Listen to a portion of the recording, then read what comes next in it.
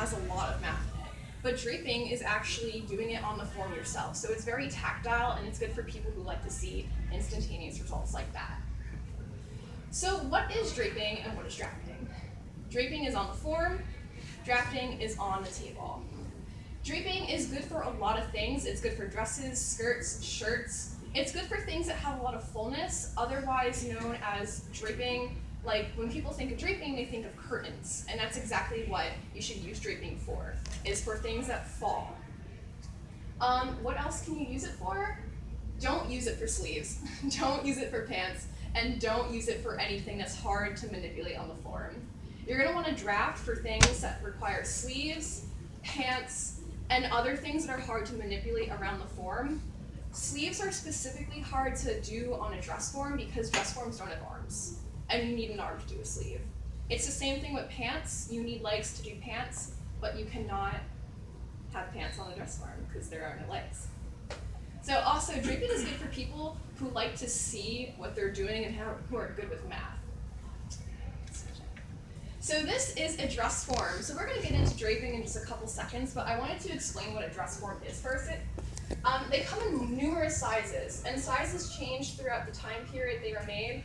A 12 is usually a 36 bust, 28 waist, and a 36 hip, but now that's gone to an 8, and that's just because our bodies have changed throughout time, and in the 70s people wore corsets and things were a lot smaller. So first you have the neckline up here. I'm going to bring this baby over here so we can touch it a bit more. So this is going to be the neckline. It's where your neckline sits. It's usually right around where you feel the indentation in the collarbone.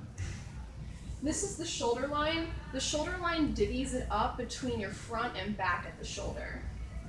So does the side seam. The side seam divvies it up on the side, front, and back. You'll see something on the diagram. It's called a princess line. It's that line in the middle of the front and the back. There you go. So it actually divides the front two pieces in half. So you have quarters. So it would be 1, 2, 3, and 4. And the princess line dissects those. The apex is the tip of the bust. It's basically where the nipple would stand out if it was an actual human being. And then the waistline is the smallest point on the form. It's where you can bend.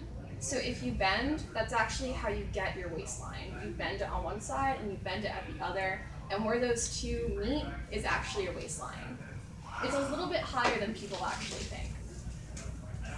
And then this line is the hips. It is the largest measurement usually on a female form.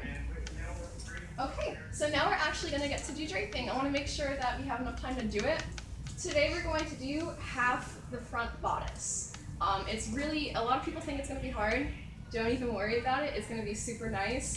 We're just taking some measurements, cutting some fabric, and pinning some fabric. That's basically what it is.